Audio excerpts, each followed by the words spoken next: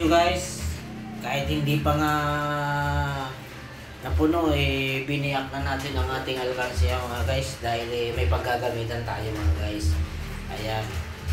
Umabot nga pala na 5K ang ating naipon sa loob ng isang buwan o 2 buwan. Basta ganun ang aking pagkakalam sa ating pagbabiyahe. Iipon natin yung mga 20-20. Ayan. At umabot na ng mahigit 5K pero 5K lang ang ating kinuha.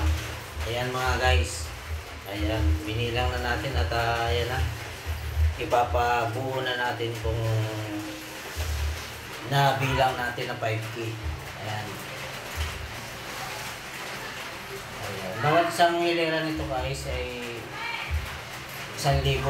Pero yung kuha sumobra. Pero ang kukunin lang natin yung 5K papabuo. Yan mga guys. Bare-bare lang muna tayo ngayon guys at pre-recover tayo. Shout out dyan sa mga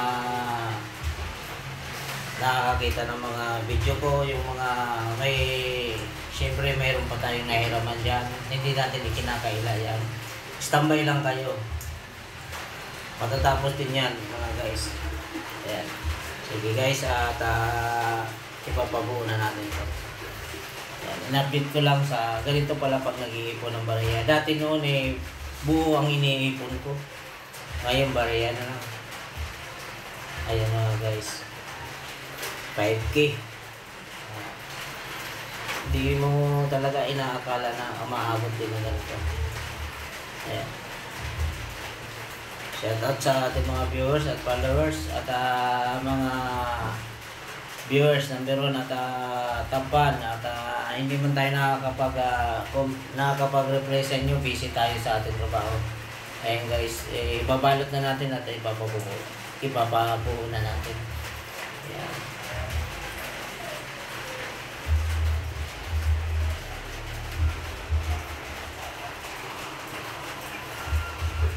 Mayroon lang tayong pagkagamitan mga guys. Ayan, 1K.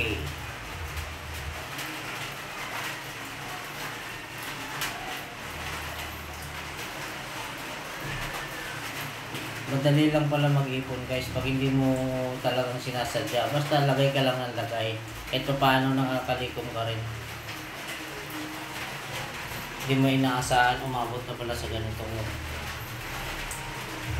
karami yung tigwa 20 natin na ipon. Binibilang lang natin guys at para sigurado i-check natin na 1K talaga ang ating mababalot.